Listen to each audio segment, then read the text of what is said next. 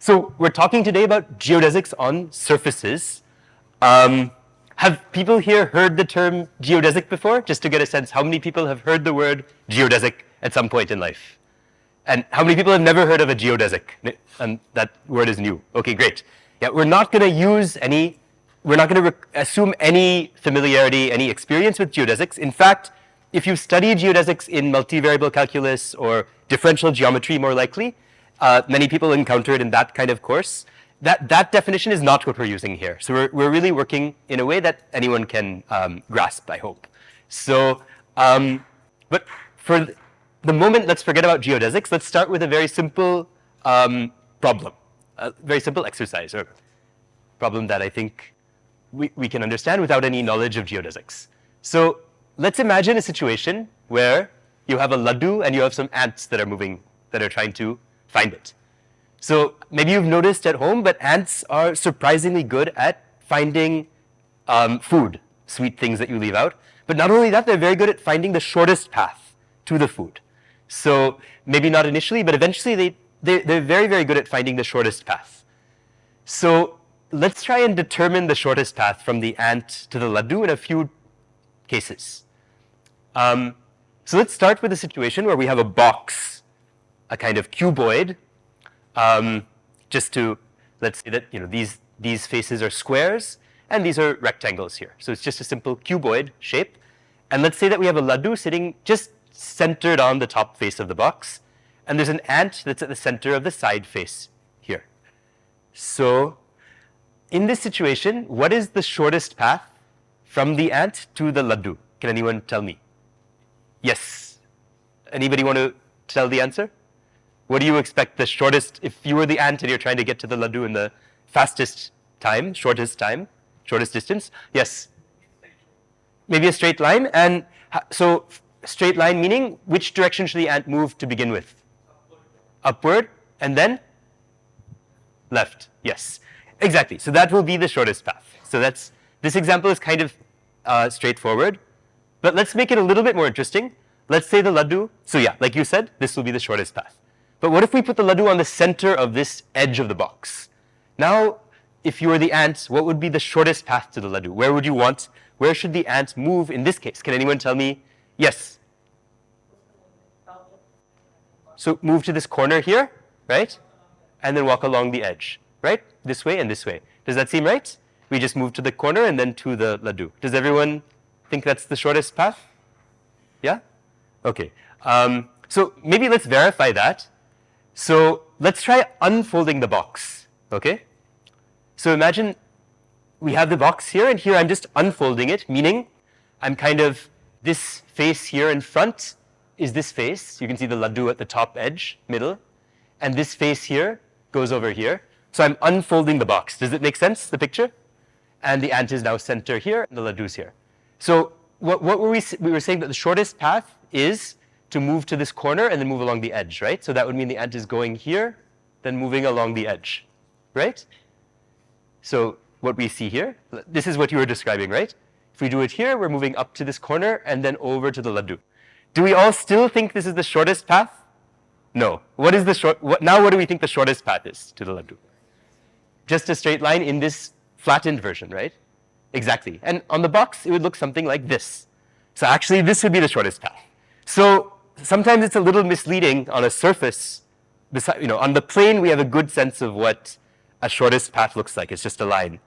And even here, it's actually just a line, but it can be a bit misleading when a shape is 3D, right? Sometimes our intuition might mislead us a little bit. So this is a good example of that. So we have to be a little bit careful when trying to find the shortest path on a surface that's in 3D. Here's a slightly trickier one still.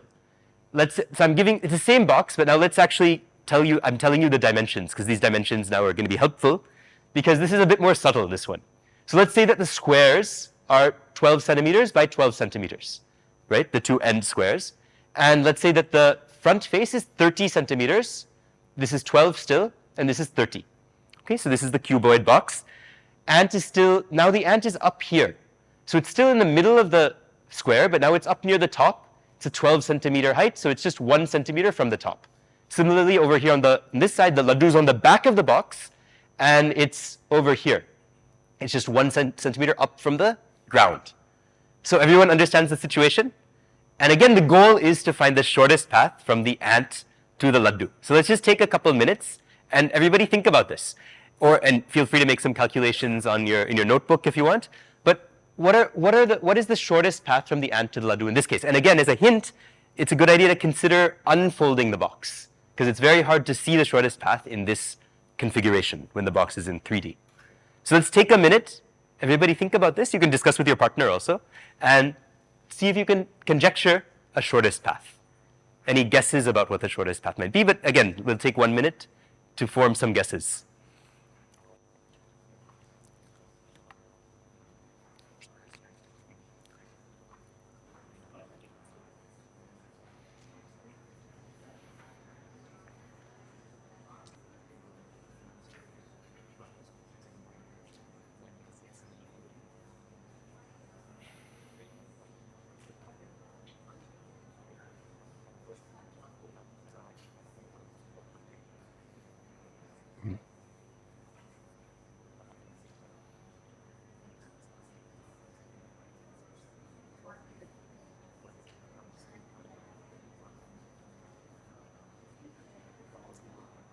And I think many of you are realizing there's many ways to unfold the box.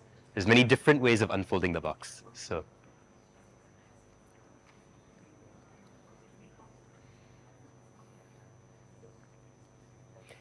okay, so now let's share some of our guesses. Does anybody want to share a guess for the shortest path? Yeah. Straight line again, but which straight line? So if I'm the ant here, tell me which direction to go first. Up? Either way you can go and reach it. So you're saying go up here, Yeah. then? Straight to the center of the other edge, down. And then down. Okay. Yeah, so this is one legitimate path from the ant to the laddu. It's a straight line. And the question is this the shortest? How many people came up with the same path as this? Any other ones? Any other possibilities? Sir, can we just fold the laddu box like this side? You're saying fold the laddu box rather than fold it. He's folding it up, right? Up. You're saying instead, if this is the laddu box? We can fold it upwards, little upward. You're saying lift it up. That's what he was doing also, I think. He's folding it up, folding the ant up, and then having the ant just march over, right? Any other ideas for other ways of unfolding the box? Yes?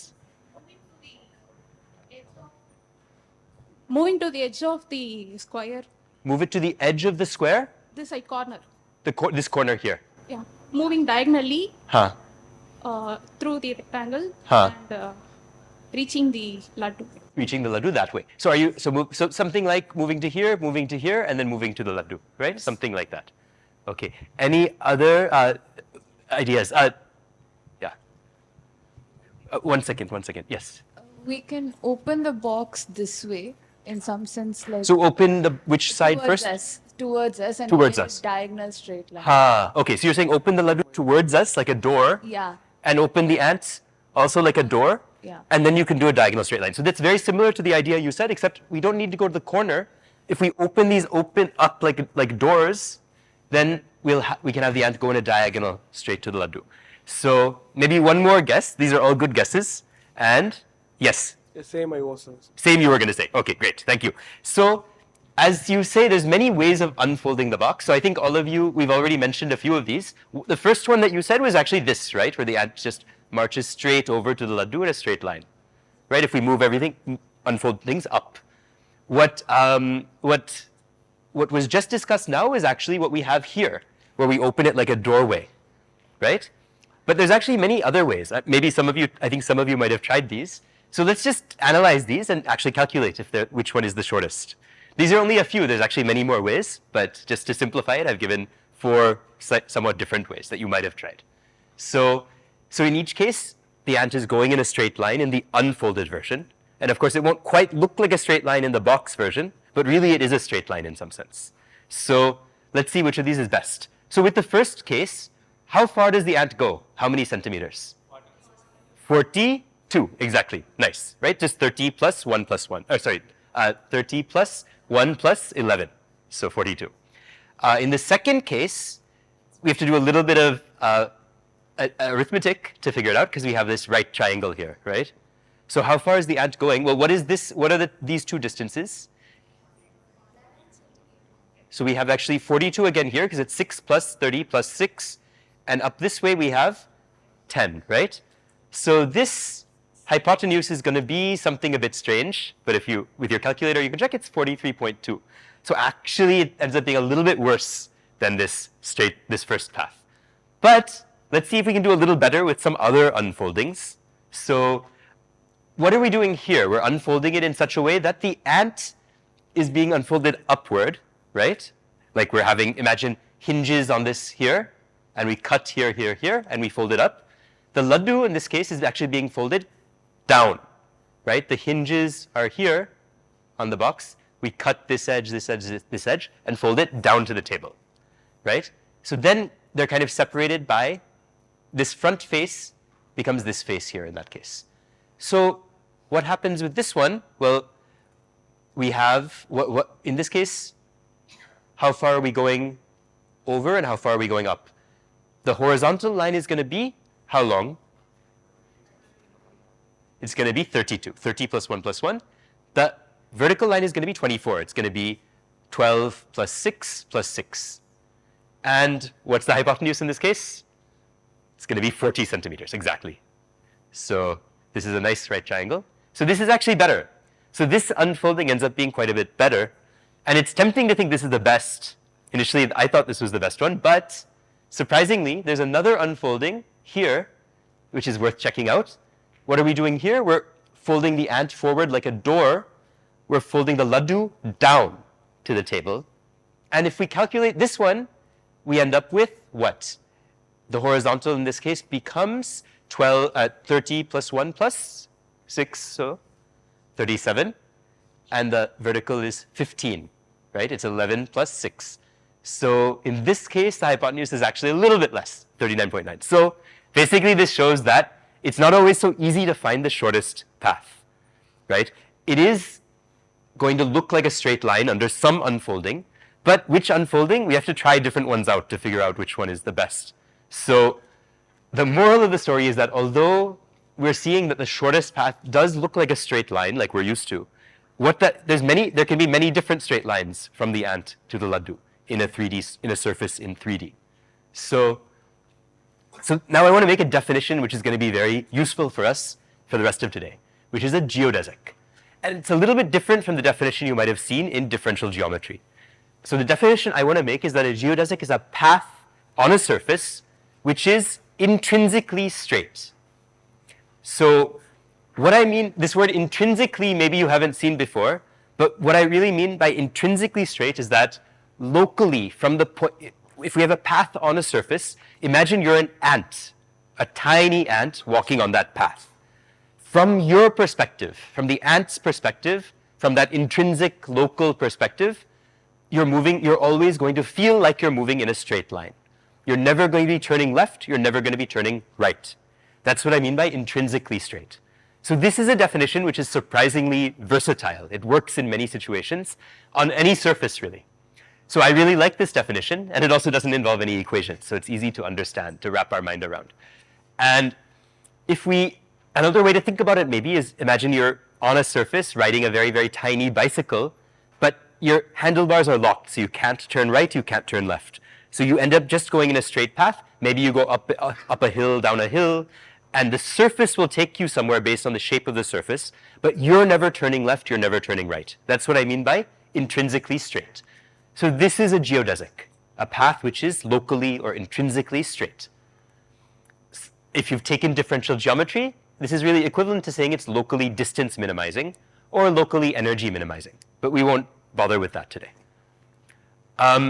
So on the Euclidean plane, geodesics are simply straight lines. Can anyone see why? If this is your surface, the plane, and you're moving, you're an ant, and you're never turning left or right, you're intrinsically straight, then globally, what is the curve you're on? It'll have to be a straight line, right? So in the Euclidean plane, geodesics are simply straight lines. So there's some natural questions based on what we saw with the ant story. So is a geodesic between 2 points always going to be the shortest path between them. So what's the answer to this question? How many people say no? How many people say yes? So the question again is a geodesic between 2 points on a surface, not the plane necessarily, on some surface, is it always going to give us the shortest path? So if we go back to the story of the ant, each of these actually is a geodesic on the surface, right? This is one geodesic on the surface. This is one geodesic on the surface that we see here, and so on. Each of these are different geodesics. Each path is locally straight, intrinsically straight from the ant's perspective once it starts moving. So all of these are valid geodesics, but only one of them gives us the shortest path, right?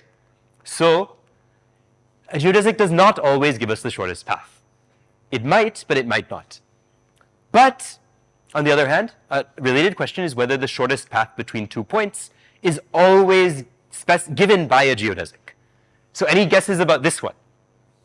Yes, that's a good guess. Turns out to be true if the surface is reasonably well behaved. So it's true for smooth surfaces. If a surface is smooth and if a surface has no boundary components, then this will be true. But even this can fail for a surface that's sufficiently, if a surface is not smooth. And we'll talk about where this fails later. So one has to be careful with both of these. But typically speaking, this is true if a surface is reasonably nice. On the other hand, this is almost never true. I mean, it's not guaranteed that just because a path is a geodesic, it's giving us the shortest distance between 2 points. So I hope this makes sense so far. So this is our most important definition for today. And I want to now look at other surfaces. We looked at the box already, but let's look at some other surfaces that come up a lot in mathematics and physics and even in life. So let's start with this surface, the sphere. So I'm looking at the surface of this 3D ball, just the surface. And can we describe the geodesics on the sphere? And let's remember our definition. A geodesic is a path which is intrinsically straight, locally straight. So I have a sphere here, luckily, to help us. And maybe one thing to think about here, if we want to find or locate or reveal geodesics on this sphere, how might we do that physically? Can we think of any, suppose, and some of you might already know something about this. Let's forget your prior knowledge for a moment. If you want to find the locally, intrinsically straight paths on the sphere, how might you go about that? What tools might you want to use? Any ideas how you might create a path which is never moving left and never moving right, always moving straight? Any tool that might come in handy? Any object? Yes? String. That's a great idea. Maybe string would be useful. Any other tools that might come in handy for this? A compass. Maybe we could use a compass somehow. Any other ideas? A little louder? Oh, that's not a tool. That's something else. So okay, so string is a nice idea. How might we use a piece of string to specify a locally straight path? So I think the reason you're saying string is that if we put it, I think I have some string here. 1 second. Okay, I don't have. What I have is not quite string, but it'll work. I have these headphones here. So suppose that you have something like a string, and you want to find a path from this point to this point, which is locally straight. You might pin your string down here, stretch it out to here, and if you really make it taut, if you really tighten it, it will give you the shortest path. And in this case, it also gives you, and if we believe what we said earlier, the shortest path should be a geodesic. Right? It should be locally straight. So it's kind of an indirect way of getting something that's locally straight. But a string, it may not work with any surface. If a surface is really weird, just tightening the string may not actually make the string cling to the surface. It might go off into space. So that's one problem we might encounter with string. But string does work on the sphere. If you just make it really tight, you see that you do end up getting, and we do end up getting a great circle, like somebody else said. But let me give you another tool which is actually even much more versatile than string. So this tool is actually just something you can easily make, and you're going to make some in a moment, which is just a thin strip of paper, a ribbon. And the reason this is very useful is that it refuses to bend left or right. It can move up and down and kind of hug a surface, but it won't bend left or right. So it will move in an always intrinsically straight direction. So if you want to, say, create a geodesic on this sphere, which maybe starts at this point and starts with this direction, if you specify this point and this direction, then you could find a geodesic by just taking this ribbon, fixing it here, and just running your finger along it slowly and seeing where it goes. It will want to go in a certain way. It's almost like not up to us. It will just force us, it will move in an intrinsically straight direction whether we like it or not. And it turns out as we follow it along, what is it doing? It's actually giving us this part of a great circle, like somebody said. It's giving us something that divides the sphere in two equal parts. And this can be a little surprising sometimes. So, okay, unfortunately we don't have any, we can't see the equator of this sphere very well, but the equator is here. And one thing that's surprising on the sphere is that if we start our geodesic parallel to the equator, like this, and then start following it along, this great circle following it along, what do we see happening? Okay, well, yeah, let me start a little bit closer. Yeah, so we start parallel to this equator, and if I follow it along, I don't know if you can see the equator well enough, but what's happening? It's actually crossing the equator. It's not remaining parallel to that equator line. So that's one thing about geodesics on the sphere. There's no such thing as parallel great circles. They'll always end up intersecting. And that's what we can see happening here. So we'll have time to play with this more later. But this is going to be our fundamental tool today for creating geodesics and revealing them. These thin strips of paper that we're going to make in a moment. So just to show how versatile these are, we can really use them on any surface. So this paper ribbon is really a useful way to create, reveal, launch geodesics on surfaces. So for example, you can also use this too. I couldn't find, unfortunately, a very interesting gourd in the market, but I got something close. So, this is also a perfectly good surface, and you can look at the geodesics on it in the same way. You can take a starting point, you can pin it down, pick a starting direction, and from every point in every direction, we will have a geodesic. And if you just start it out, you can follow the ribbon along, and it'll give you what ends up being the unique geodesic from that point in that direction. So this is a very, very useful way. It's very versatile, and it works on any surface. So we're going to use it on other surfaces as well today. So that's what we're going to do now. So let's turn our attention to some other surfaces which are easier for us to build and which tell us a lot, actually, about what's possible. So these are cylinders and cones. So now, the other thing to kind of keep in mind is that for us today, we don't want to deal with surfaces with boundary just yet. So we're going to imagine that all the cylinders and cones that we work with are infinitely long, in the sense that the cylinder here, although it's really a finite representation of an infinitely long cylinder. So you have to imagine that it's extending on and on and on here, and extending on and on and on here in both directions. So we're going to be building physical models, but in your physical model, imagine that it's extending beyond. It's just a finite representation of an infinitely long cylinder. Similarly with the cone, when we build cones, they're going to represent infinitely long cones. They're going to keep going. So we don't want to have a boundary to our surface. We don't want to have a place where the surface ends. That's why we're doing this. So that's just a caveat. I'll repeat this as we go.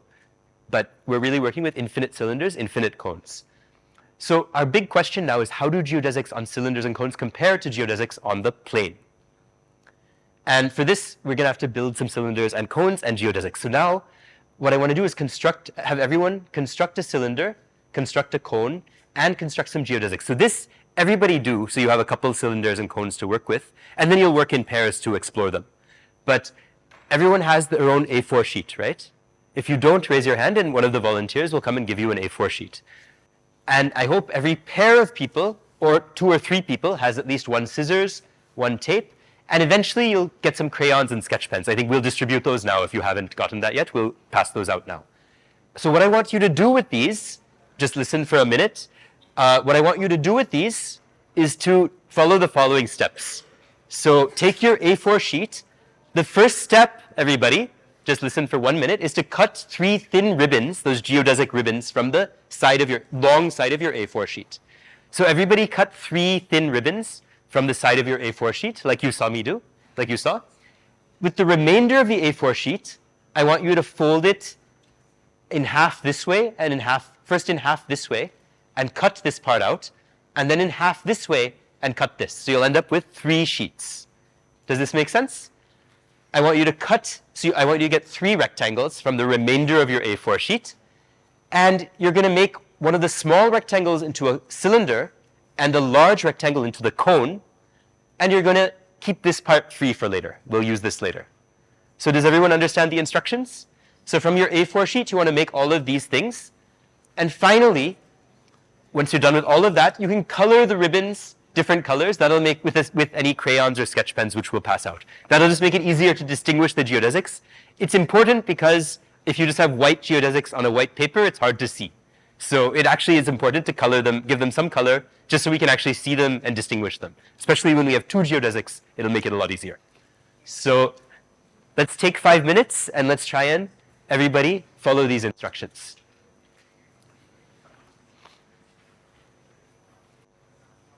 And maybe one little thing. Actually, can you pass me your, I think some of you are making your ribbons a little bit too thick. So can you pass me that? I just want to show everyone.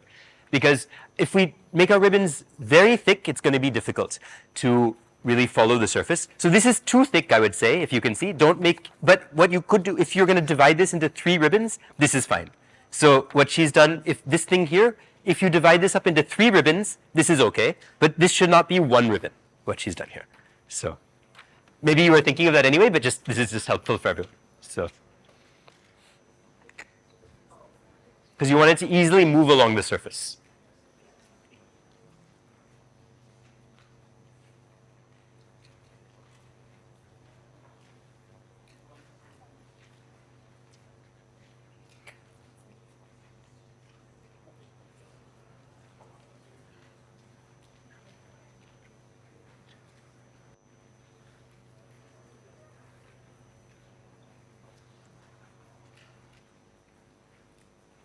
And of course, with the cylinder, once you roll it, you can tape it with a piece of tape. And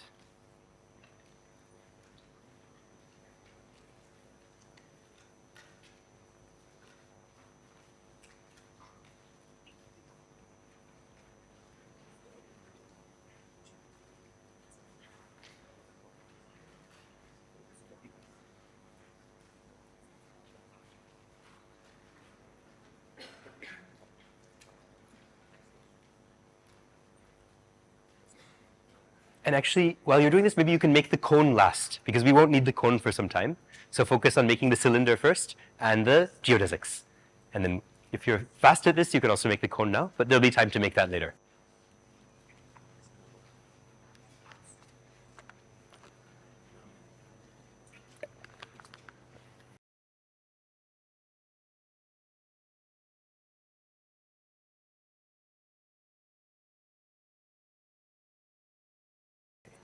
And yeah, I think that ribbon is too thick, just so you know. That one, maybe you can divide it into 2 pieces.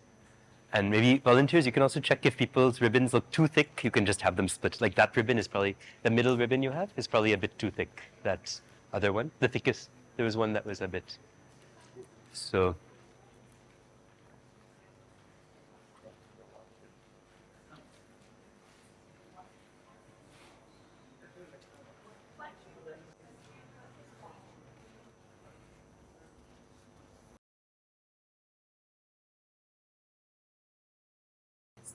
In case if people need to see sample ribbons, she's just showing, just to give it doesn't have to be exactly like that. It can be a bit thinner, a bit thicker, but it shouldn't be much thicker than that, or much thinner than that. Around this it works well. Most of you have that, so don't worry too much, but it shouldn't be very, very thick.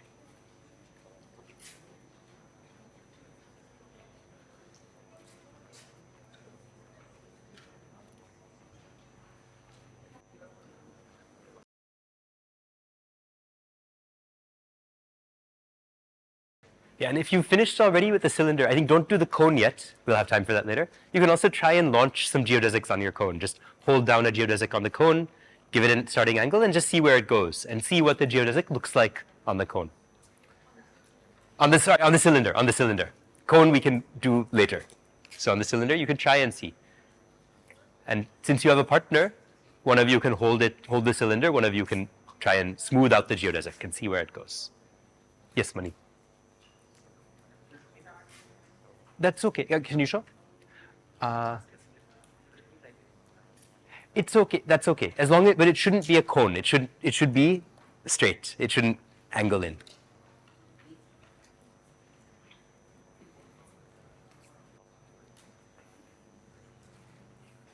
Okay, so I think we'll start to move on because most people have a cylinder now, and the cone we can do a little later.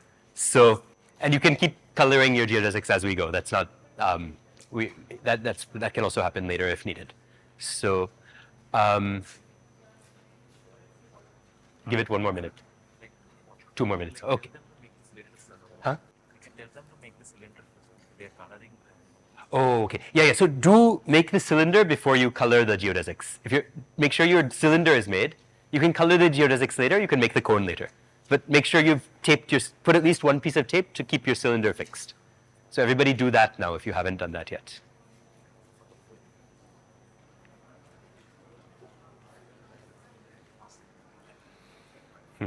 Good. They're done. Okay. Okay. So let's move on. Again, you can color the geodesics later, you can make the cone later, but I hope everyone has a cylinder made. So what is our goal now? Our goal is to try and understand geodesics on cylinders and cones and see how they might be similar and how they might be different to the geodesics on the plane that we're used to. So I want to just remind everyone what is the definition of a geodesic, and I want to also refine the definition and make it a little bit more precise. So I'm actually going to say, I left one part out earlier, but from now on, a geodesic is a maximal path that is intrinsically straight. What do I mean by maximal? I mean that on a given surface, I don't want to just consider, I want to really imagine that the geodesic, if it starts in one place, in one direction, it keeps going and going forever, as far as it can go. So I don't want it to just stop like this. If it arbitrarily stops here, that's what I'll call a geodesic segment. It's a finite portion of a geodesic. But a geodesic is maximal in the sense that the ant, if it's walking straight, it has to keep walking. It's not just going to stop. So the geodesic is the entire path that the ant traces if it just keeps walking in both directions. So a geodesic is maximal in that sense. So from now on, a geodesic won't just have an arbitrary endpoint. It'll be a maximal, intrinsically straight, locally straight path.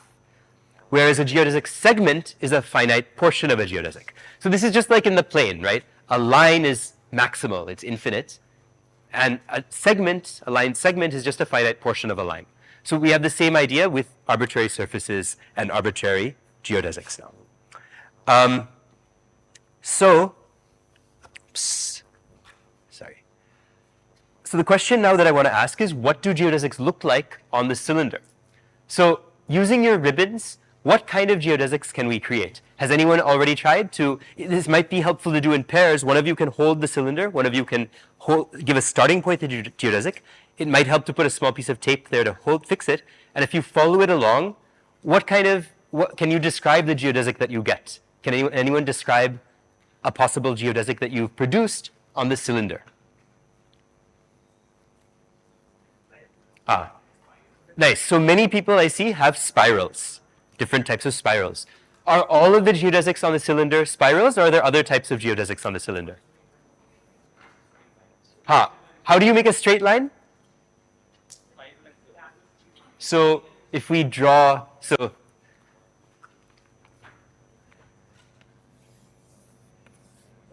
if this is our cylinder, right? And so one type of geodesic you said is a spiral. Let's say that we're starting out here. Maybe we move around like this, right? And keep going, right? That's one type of geodesic I'm seeing people making, right? Sometimes your geodesic segment, if you launch it, it'll just spiral around. But are there other shapes that the geodesic could take that people have seen? Somebody said straight line. What do you mean by that? Oh, circle. How do we make a circular geodesic? If you want to make that, exactly. So when you launch your geodesic, rather than launch it at an angle, if you launch it straight like this, it will just come around and come back to where it started and keep going, right? So you can also have that kind of geodesic on a cylinder.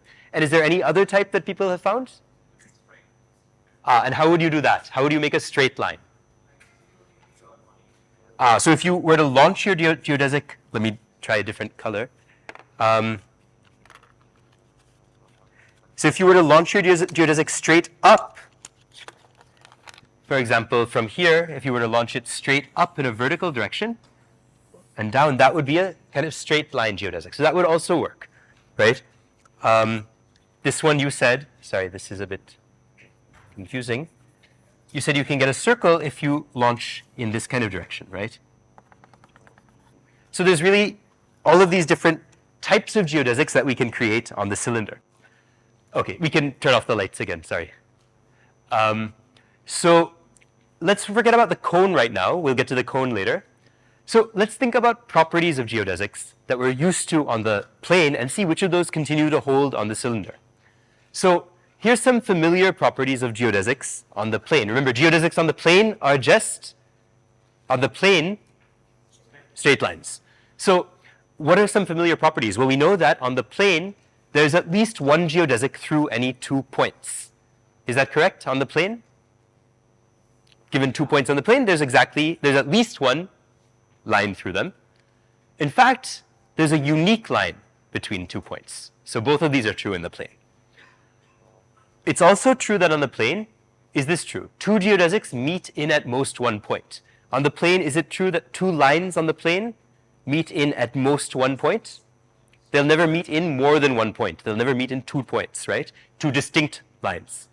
They'll never meet in more than 1 point. I should have said distinct maybe here. Okay. Is it true that there exist geodesics which do not meet on the plane? Yes, parallel lines, they don't meet, so that's also true on the plane. Is it true that in the plane all geodesics have infinite length? Yes, all lines have infinite length. On the plane, is it the case that a geodesic segment always gives the shortest distance between 2 points? Yes, right? A line segment always gives the shortest distance between 2 points. There's never multiple line segments, so that's always the case. And the shortest distance between 2 points is always given by a geodesic segment? Yes, in the plane we know that's true as well. Finally, in the plane, is it the case that a geodesic segment never crosses itself? A line never crosses itself. Yes, so what I mean by crosses itself is that if you have a line that's moving along, it's never somehow going to come back and cross itself, right? The same line. So that's what I mean by cross itself. It should never, this kind of thing should never happen. Technically, a transverse intersection. It'll never intersect itself transversely is what I mean by crossing itself. So these are some familiar properties. I think everyone hopefully agrees. These all hold for geodesics in the plane. So the question is, do these hold on cylinders and cones? So let's start with cylinders. If you finish that, you can also try this out on cones, making a cone. And which of these properties hold on cylinders and cones? Some of them are still true on cylinders, some of them are still true on cones, but some of them will fail in cylinders and some of them will fail in cones. And cylinders and cones are not the same as each other either. So the question now is try and disentangle these concepts and see which ones are still true in the cylinder case, which are still true in the cone case, and which ones no longer hold. So let's take a few minutes now and try this out with your partner and see if you can go through these, and we'll take a couple minutes to figure out which of these we suspect will fail to hold. So any guesses maybe to begin with? Is there anything that you think is going to stop, just looking at the list, any of these properties that you think will fail in the cylinder? Specifically in the cylinder. Yes? The last one. A geodesic never crosses itself. So in the cylinder, can you find a geodesic that crosses itself? So, okay, that's a good guess, but I want to be clear about one thing. A circle, in my mind, doesn't cross itself, because although it closes up, it doesn't intersect itself transversely. It's not crossing itself.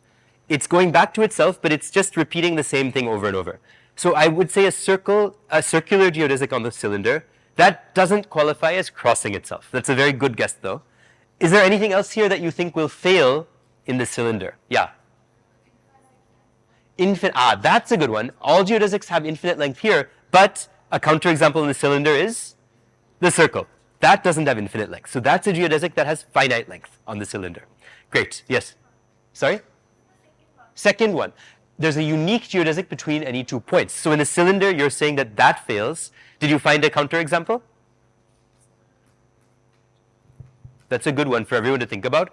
2 points on the cylinder with multiple distinct geodesics between them? One second. So remember, your cylinder is an infinite cylinder. Just keep that in mind. Although you have a finite thing in your hand, imagine it's going off forever. So it's not that a geodesic can somehow, yeah. One second. You have, okay. I'll let everyone think about number 2 if you can find a counterexample. The 6th one, shortest distance between 2 points is always a geodesic segment. You're saying that might fail. Oh, 6th one. A geodesic segment always gives the shortest distance. Yes. That one, that's a very good one to think about too. If there's multiple geodesics like we saw in the box, then it's likely this will fail. So we should really focus on 2 and see if we can find points with multiple geodesics between them. Yes?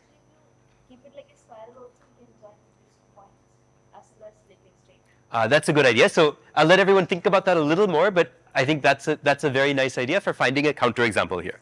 So let's actually focus. I think these 3 end up being the most interesting ones. Already we've seen one with 5, but let's focus on these 3 actually.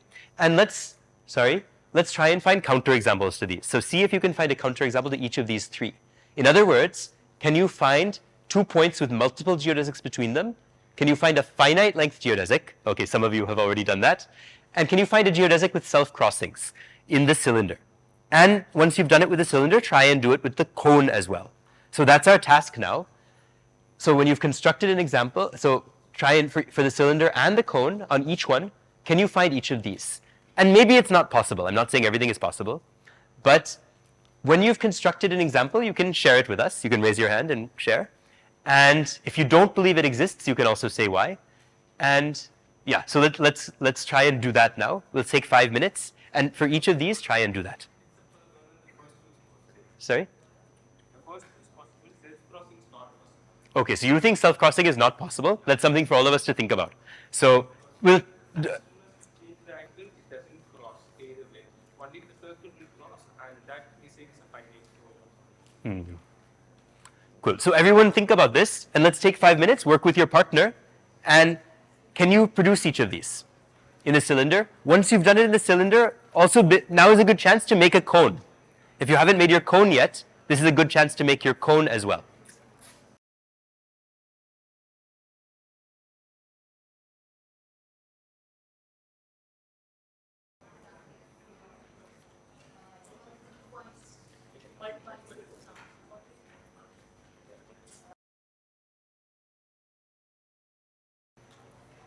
And if you need more A4 sheets, just raise your hand. We can also give more A4 sheets.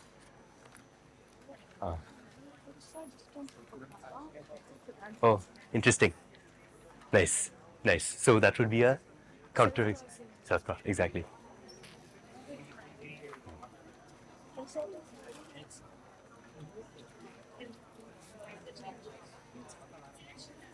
You have made cones also?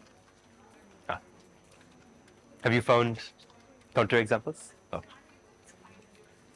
Yeah, so see if you can find each of these. 2 points that have multiple geodesics between them, a finite length geodesic, and a geodesic with self-crossings.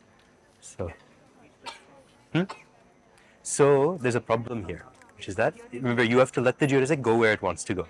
So you can't force it like that. You have to just follow it. Yeah. Thank you. Oops, sorry.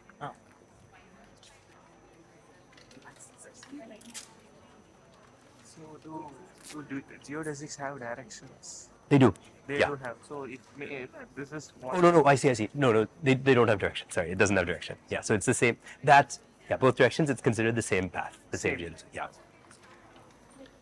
Yeah.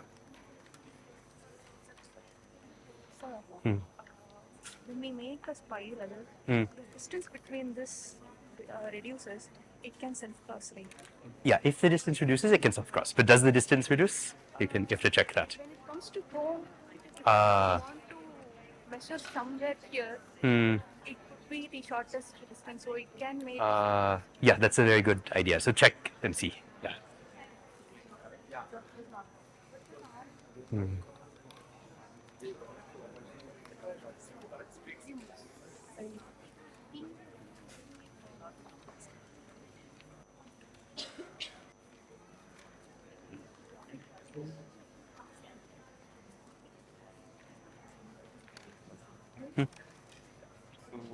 there is self-intersecting, and all of them are infinite lengths. So in another 1 minute, we'll discuss this together. So try and see again for both the cylinder and the cone. Can you find each of these? Or if not, why not?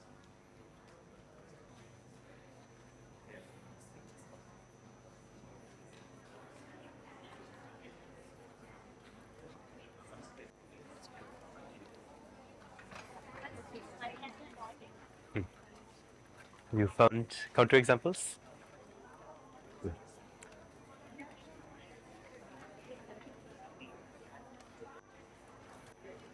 What did you find? I have a doubt. Ah. On the properties, the sixth property, it was like the geodesic segment has the shortest. Yes, one. yes. But whereas in the case of ant, we saw like Yes. it is not. It is not the case in the box. The question is, what about in the cone or the cylinder? Okay, or the properties were for cone and cylinder. So No, for each property, it might be true, it might be false on different surfaces, right? Each surface is unique. So for the plane, it the was. plane, everything is true. So the first property which you displayed was for all plane on the right. Yeah, those 8 properties, those are all true in the plane. The question now is which of those are true in the cone, which of those are true in the cylinder. Yes. Then you have mentioned that the sixth property is true for the plane, but it does not work in the ant case. Yes, in the box. Yeah, exactly. Okay. Oh, okay. It Yeah. Yeah.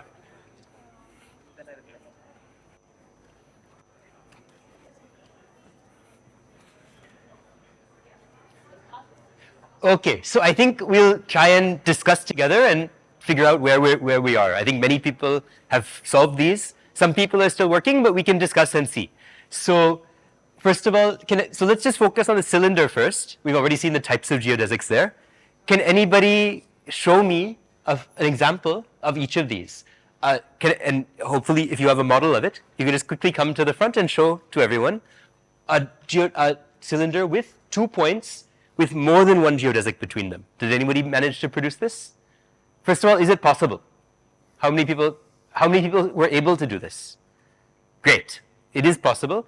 Does anyone have an example they can show? Spiral and a straight line. Great. So you can have 2 points with both a spiral and a straight line. So how would you have a straight line? That means that the 2 points are one above the other in a vertical line. So you can have a straight line and you could also have a spiral. Did anybody manage to make that? Okay, cool. I think everyone can visualize it. What about a finite length geodesic? We already said, right? What is the finite length geodesic? It's just a circle. Finally, a geodesic with self-crossings. Did anybody manage to find that on the cylinder? Nobody, right? And that's because not possible. Nice. And any way, did anybody manage to prove, can anyone give an argument why it's not possible? So can you say it again now? Does he have you can give him the microphone. You can give. So whenever we start at exactly 90 degree with the perpendicular, with the parallel plane, we'll end up with a circle. Maybe hold that up here. So we'll Yeah, end up one of with you a can. circle. Sorry. You can come and show.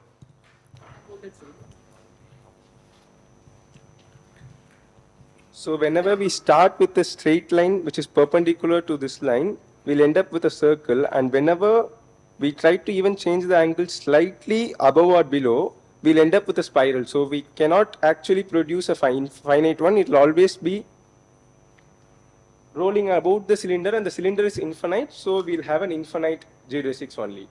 Nice, very nice. So it'll never come back and won't have a chance to cross itself. That's one argument. There's many ways to prove it, but that's a nice argument.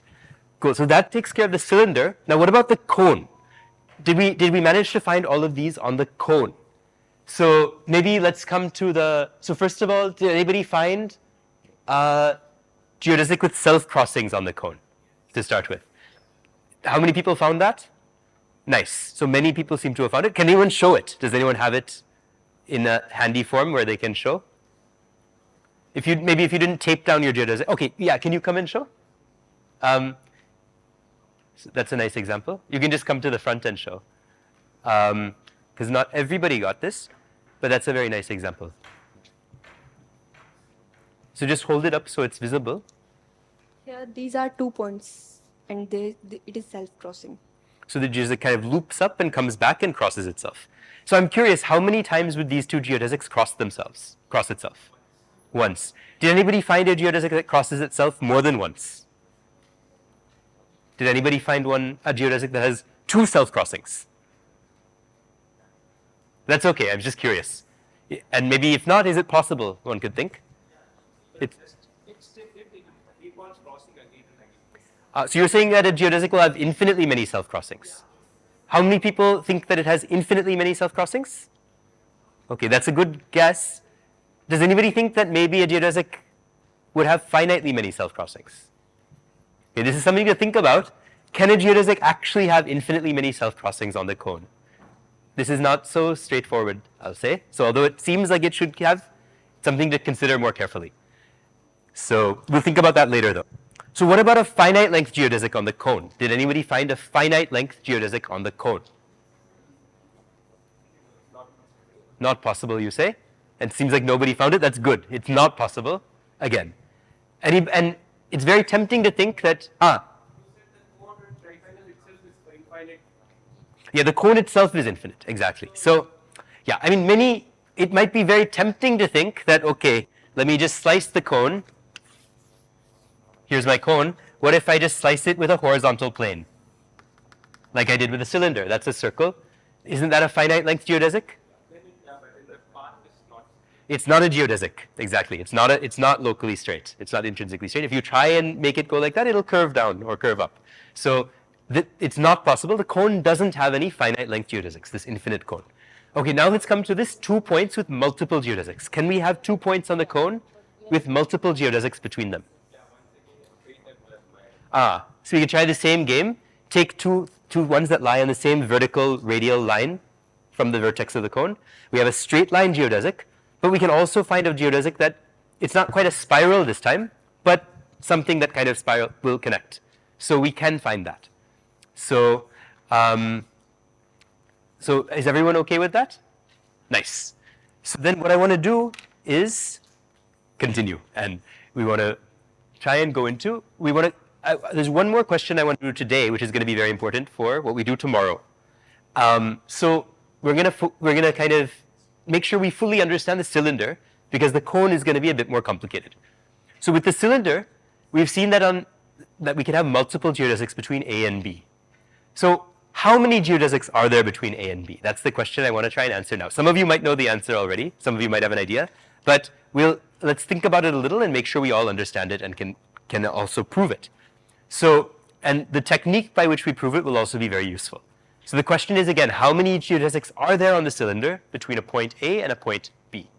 That's the question I want to try and answer now. And not only do I want to answer it in terms of giving a number, I want to make sure we're capable of drawing, physically actually drawing all the geodesics between A and B on your cylinder. So you might already have an idea of how just playing with your cylinder, you can launch different geodesics from A, and you can see that maybe there's multiple ways to get to B, right? But how can we actually draw all of them, or draw many of them?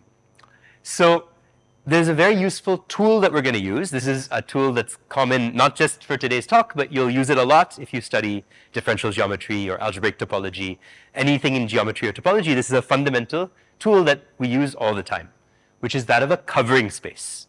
So or sometimes it's called an n-sheeted covering. So I want to define an n-sheeted covering of a cylinder first. And I'll do it sequentially. So the simplest covering is a one-sheeted covering. And that's very, very simple. That's just what we get by cutting the cylinder along a cut line, any vertical line, and unrolling it, unwrapping it, right? So this is a cylinder. This is its one-sheeted covering. This point A here, this cut line now has two copies, here and here. So when we join those up, when we merge those two cut lines, we get the cylinder back. And this point A now has two copies, two representatives of it, here and here. The point B only has one representative because it's in the interior of that one sheeted covering, that one sheet. So does this make sense? We can just don't do it yet, but you can recut your cylinder along a vertical line, open it up and get your one sheeted covering. Why is this useful? Well, it allows us to draw geodesics from A to B. So if we want to try and find as many geodesics as possible from A to B, this is a useful tool because it allows us to physically draw them. You can open up your cylinder and you can draw a geodesic from A to B just using your scale and your pencil, right?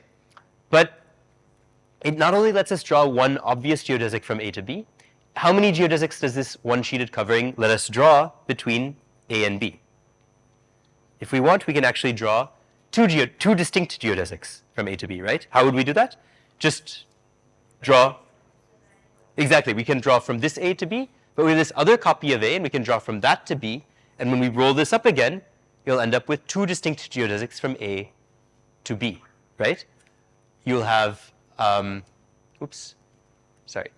you can, of course, the ribbon test will also verify that these are really geodesics, because the ribbon test is essentially following a straight line in the unwrapped version. So I hope everyone understands how they can actually draw these two geodesics and wrap it up. But now we'll make things a little more interesting. Rather than just a one-sheeted covering, we can have a two-sheeted covering of our cylinder, in which we have another copy of this sheet. And what's the purpose of this? Well, it lets us follow a line beyond the cut line. So with this one-sheeted covering, if we have a line moving like this, with our one-sheeted covering, where does this line go after it hits the cut line? Actually, it goes from this point to this point, and it keeps going. But it's a little hard to follow it using that one sheet. But with the second sheet, we can follow a line beyond the cut line and keep going. So with this two-sheeted covering, we now have 3 copies of our point A, right? Because we're rolling this twice. So you can see here, there's 3 copies of A. One here, one here, one here. They're all merged on top of each other. And we have 2 copies of the point B, one on this top sheet, one on the bottom sheet. So now using this two-sheeted covering, how many geodesics does this let us draw? So does everyone understand the question? So just think for 1 second. So yeah, again, anyone else want to tell me who hasn't answered a question yet? How many geodesics will this two-sheeted covering allow us to draw from A to B? 6. Is that right? So can anyone explain? Who said 6? From this corner to B? This A to that B? And this corner? So maybe we'll call this A1, A2, A3, and B1 and B2. So from A1 we can move to B1 and B2. And from A2 we can go from B1 to B2. And from A3 we can go to B1 to B2. So that's 6 different geodesics. Are those truly 6 distinct geodesics, or are there any redundancies here? Sorry, anybody else want to answer? Anybody else have an idea? Are there any redundancies, or do we really have 6 distinct geodesics from A to B in this picture? Yes, back there.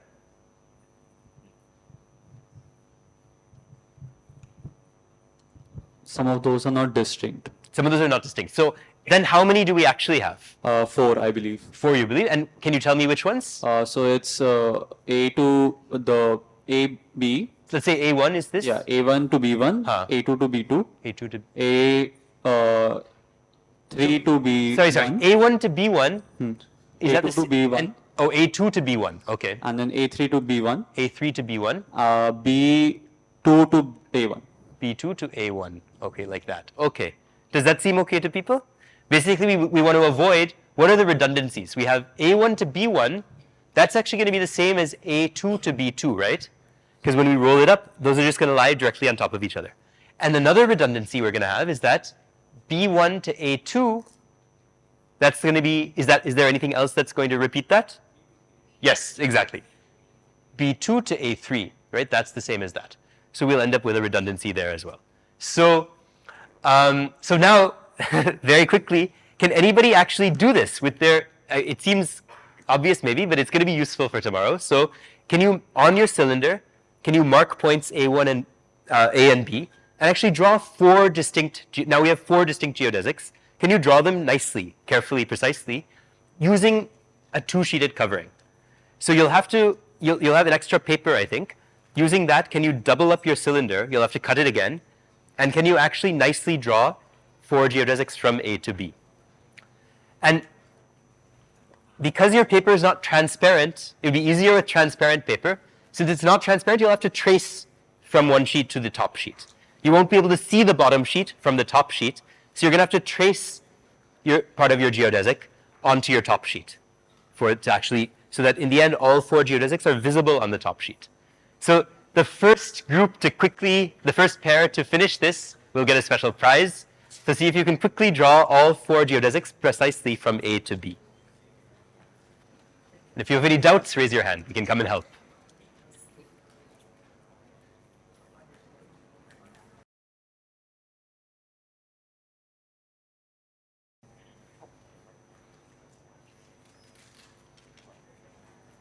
Nice, nice. Now, if you roll it back into a cylinder, Yeah, roll back to this.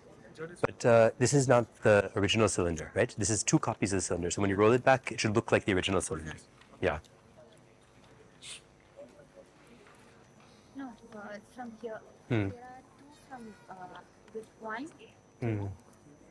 Third is from A1 to B2. Okay. And the last one is from A3 to B1. Okay, but that A3 to B1, it's not visible, right? It's inside. The So, second layer. okay, so can you trace them onto the first layer? I want all of them to be visible on the top layer. So, nice, nice. So now when you roll it up into your original cylinder, you might have to trace some of them to be visible on the top layer, but I want to see all 4 geodesics on the top cylinder, on the original cylinder. Nice, very nice. So now can you trace those onto that top layer? The parts that are missing. So, some parts are hidden, right? The last one is blue. From A3. Oh, okay. So this is 1, 2, 3. But now this one here, okay, so this should continue to there, right? So then, and what is this one? What's happening with this? This is B1 down. A2 to So that one also you have to trace and let it come all the way back.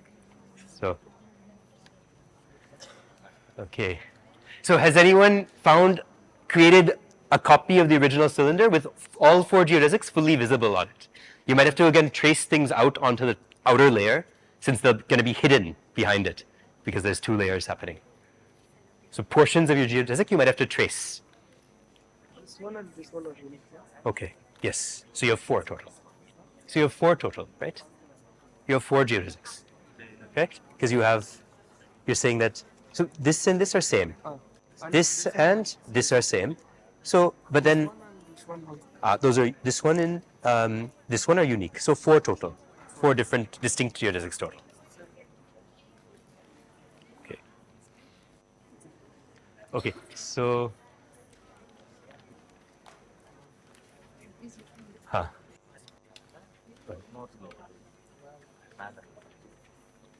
So, oh wait. Roll it on itself or So eventually you want to win the competition you have to present the original cylinder with all 4 geodesics visible. So, so you have A to B. So, so this has three geodesics are visible on the outer layer. So.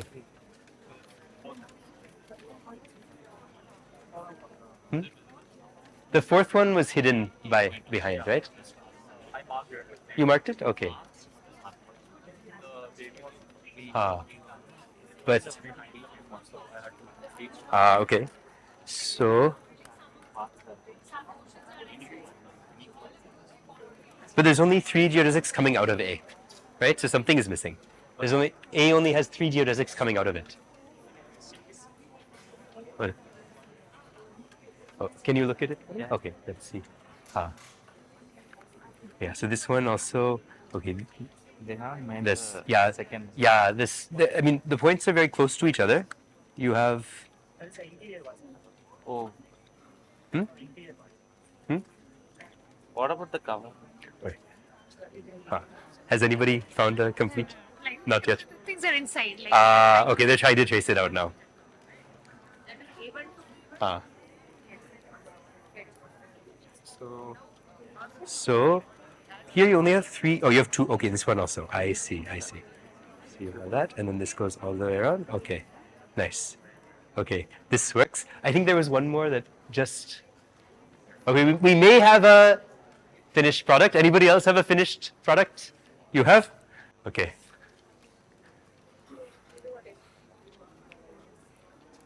We have all 4 You have all. pencil Okay. to be inside. Okay. It can also be unrolled to see all 4. Okay. Nice.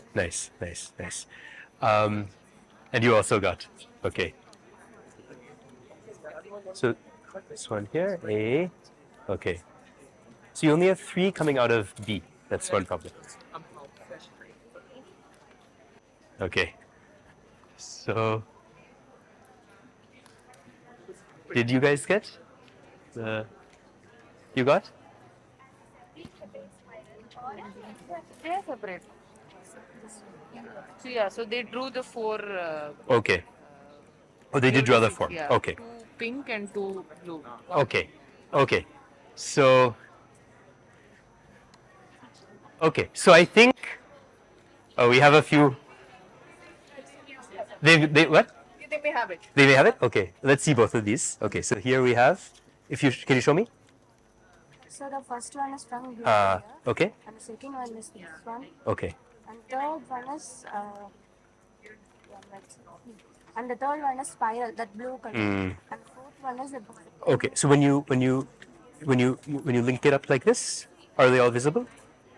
Yes. Okay. So you have you have 3 reds and 1 blue coming out of this. 3 reds and blue. Okay. Nice. Nice. That works. You also have. Okay.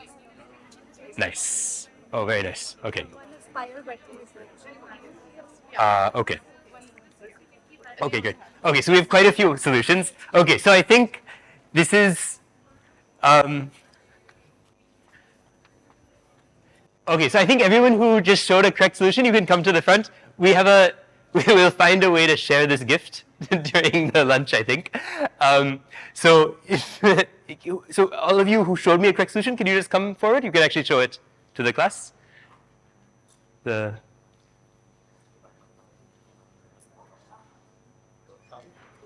Yeah, you can also come, and all of you can come also. You can also come. Yes, come.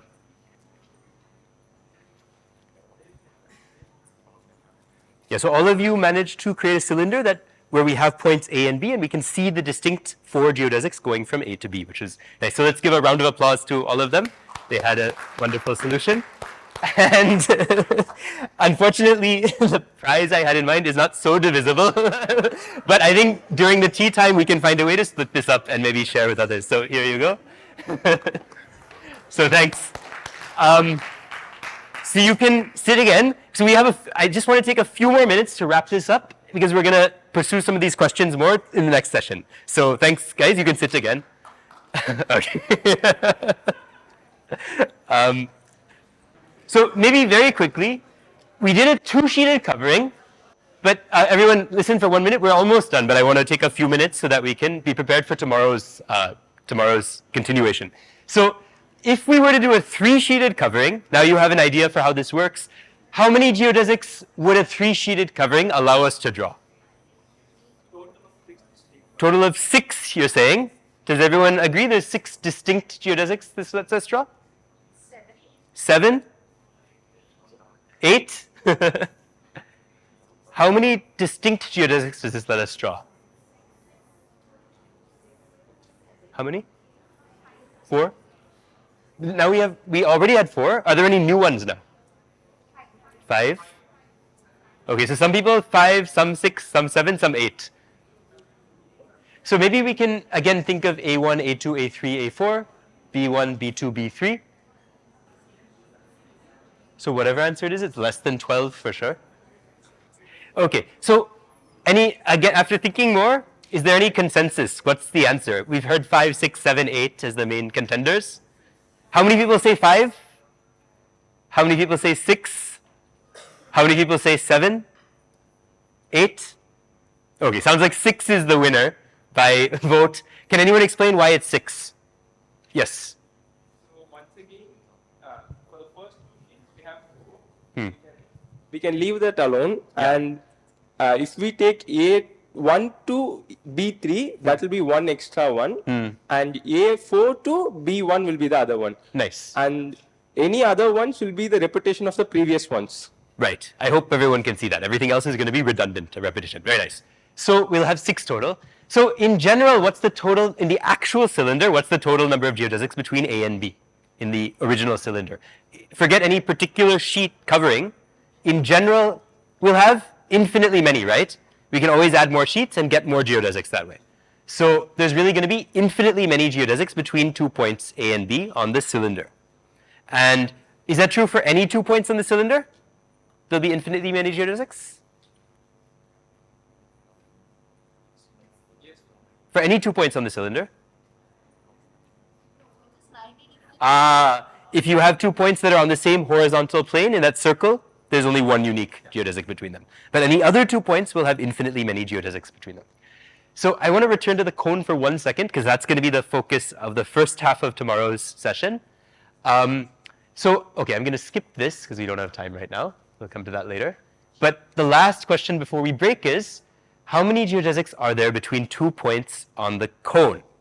We're going to answer this tomorrow, but any guesses? Are there infinitely many? Are there finitely many? So any guesses for the cone? Finitely many, you think? I can reattach the cone into a circle. Okay. So one person thinks finitely many. Okay, so we'll look at this tomorrow, how many geodesics there are on the cone, and we'll actually look at more interesting spaces as well, like the tetrahedra and others. So, so that's it for today. Thanks, everyone. And we have tea now.